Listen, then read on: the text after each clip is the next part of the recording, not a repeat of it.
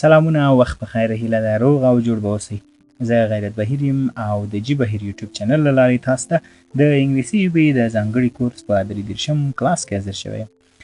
هیله ده تېر درسونه مو د پاملرنې وړ ګرځېدلي وي او له دې کلاس څخه هم ډېر څه زده کړئ او له هغو ځانګړو ملګرو څخه ډېره مننه چې په سوشل میډیا کې فیسبوک او نورو سایټونو کې زموږ د چینل ویډیوګانې نشروي تر څو ډېر هغه ملګري چې کلاسونو ته لاسرسی نه لري او یا هم د وخت د نشتون له امله نشي کولی چې انګلیسي ژبه زده کړي وکولی شي تر څو چینل سره اشنا شي او له دې ځای څخه خپله ستونزه حل کړي.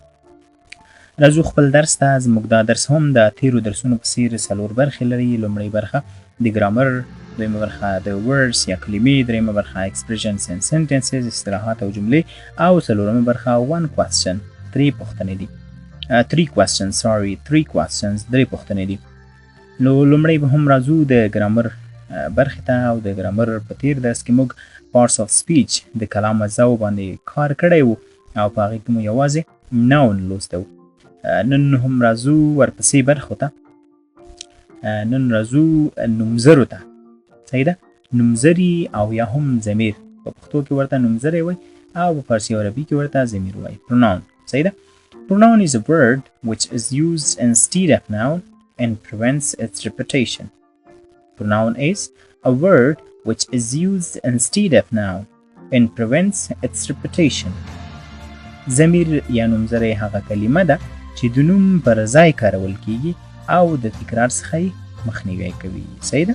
ضمیر چې دی د نوم پر ځای کاریږي او د نوم د تکرار څخه مخنیوی کوي. اگزامپل ته راشئ بیا پوهیږئ چې احمد is a student.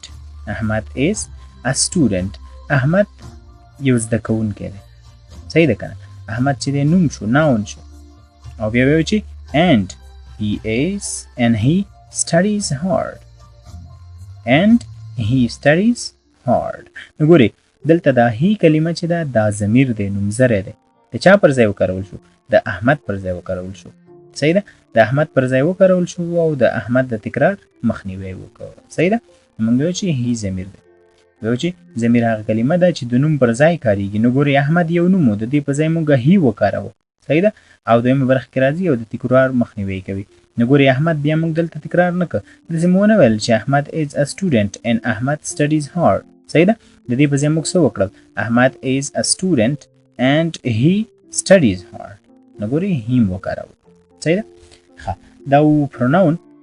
بیا په نورو کلاسونو کې راځو پروناون او دا د پارټس آف سپیچ هره برخه بیله بیله تر مطالعې لاندې نیسو، خو دلته یوازې تاسې د ډیفینیشن سره اشنا شئ او یو څه لږ ورسره بلد شئ. اوس راځو بلې برخې ته words. verb. صحیح ده؟ فعل. verb څه شی دی؟ verb is a word which is used to show state or action. صحیح ده؟ verb is a word which is used to show state or action.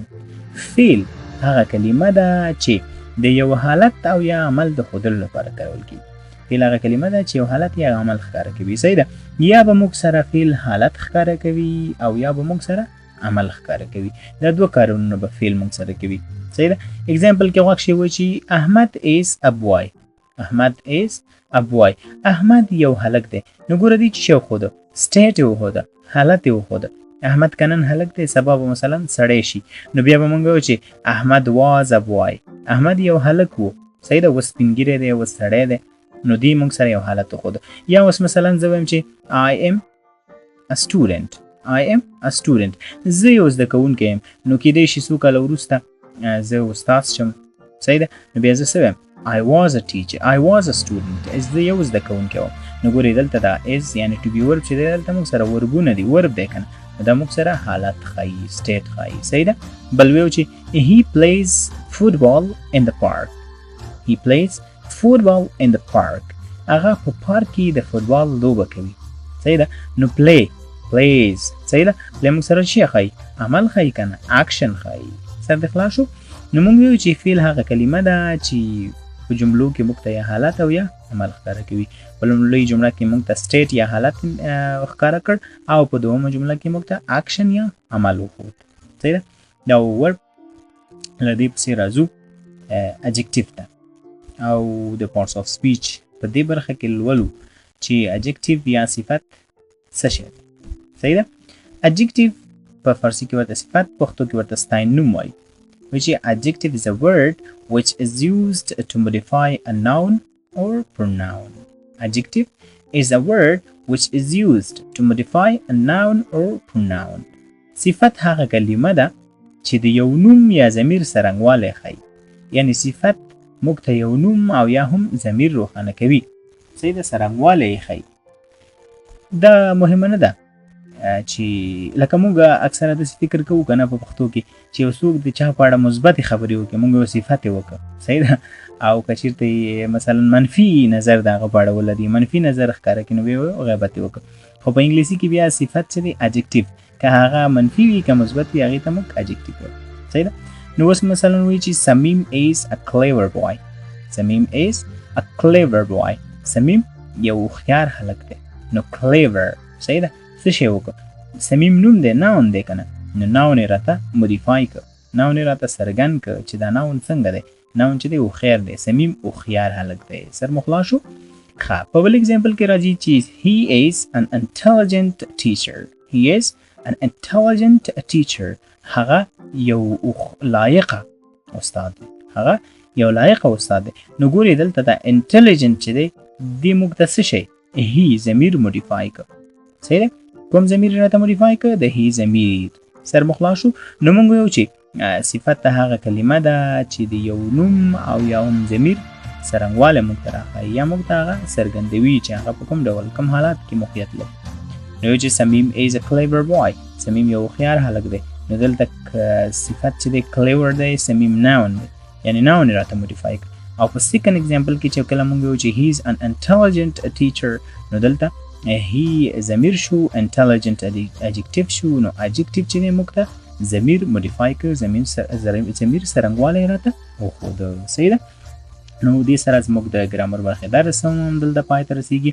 ورپسې راځو د کلمو یا words برخې ته، او په دې برخه کې 15 لغاتونه او هغه لغاتونه چې په ورځنیو خبرو اترو کې ډېر کارول کېږي لولو. لومړی هم راځو pronunciation تلفظ ته، او بیا ورپسې ژباړې ته راځو. here holiday hospital and invalid. here معنا ویښتان، holiday رخصتی، hospital روغتون، and مسافرخانه، invalid بې اعتباره یا باطل. invalid معنا بې اعتباره یا باطل، چې وخت تیر شوی یا تاریخ نه تیر شوی. د کلمو برخه هم دلته پای ته رسیږي. د expressions او sentences برخه ته راځو. اصطلاحات او جملې، او په دې برخه کې هغه اصطلاحات او جملې چې په ورځنیو خبرو اترو کې ډېر کارول کېږي راوړو. د انګلیسي ژبې ډېر کارېدونکي اصطلاحات او جملې. صحیح ده. فرض کې وایي چې what do you mean I did not understand. It was nice meeting you. It was nice meeting you. What can I do for you? I promise. Stop kidding.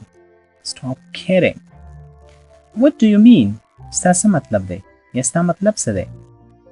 I didn't understand. یا I did not understand. زه پوه نه شوم. It was nice meeting you. تا سره په لیدو خوشحاله شوم. What can I do for you? زه ستا لپاره څه کولی شم؟ I promise. زه وعده کوم. Stop kidding. ټوکې مه کوه. Stop kidding. ټوکې مه کوه. لومړی سلاید پای ته ورسېد. د دوم سلاید ته راځو. This is not a joke.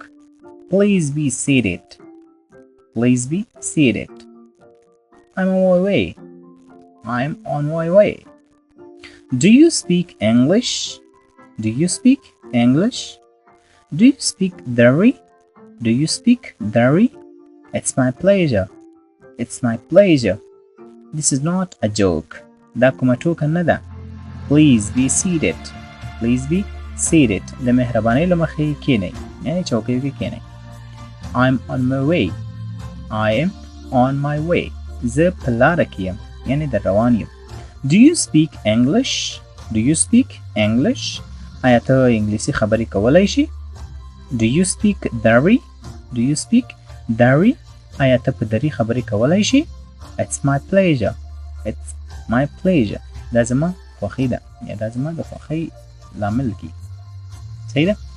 نو دې سره زموږ اصطلاحات او جملې هم همدلته پای ته ورسېدي. وروستۍ برخې ته راځو. 3 questions 3 پوښتنې. د ګرامر برخې د لغتونو ایکسپریشن برخه کې یو پوښتنه لرو او تاسې هڅه وکړئ چې پورتنۍ 3 برخې سمې وګورئ. د هغې څخه وروسته بیا پوښتنو برخې ته ځوابونه ورکړئ. د ګرامر د برخې پوښتنه مو په لاندې ډول ده. په لاندې تعریفونو کې سم تعریف په نښه کړئ. صحیح ده؟ کوم چې سم تعریف وي هغه پکې په نښه کړئ. A کې راځي چې verb is a word which is used to show state. B کې راځي verb is a word which is used to show action. او په C کې راځي verb is a verb which is used to show state or action. صحیح ده؟ کوم اکشن چې صحیح وي هغه انتخابوئ او په سم ځواب ورکولو سره یوه نمبره ترلاسه کوئ. او د 10 نمبرو په اخیستلو سره تاسې بیا د جي بهیر یوټیوب چینل له لارې د یوه ستاینلیک ګټونکي اعلانیږئ. دویمې برخې ته راځو. دویمه برخه د کلمو برخه ده او په دې برخه کې د یوې کلمې لپاره 3 سپلز 3 ډول توري راغلی وي. کوم یو چې ستاسو په نظر صحیح وي هماغه انتخابوئ او د سم ځواب ورکولو سره یوه نمبر ترلاسه کوئ. د نن ورځې پښتو کلمه مو ده رخصتي او تاسو ته 3 اپشنونه A B C درکړل شوي. کوم چې صحیح وي هماغه انتخابوئ په یوټیوب کې د کامنټ په برخه کې.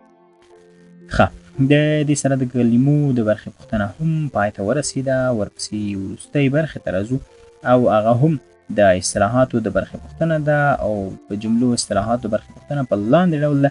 څنګه ویلی شو چې زه پوه نه شوم؟ زه پوه نه شوم. I did understand.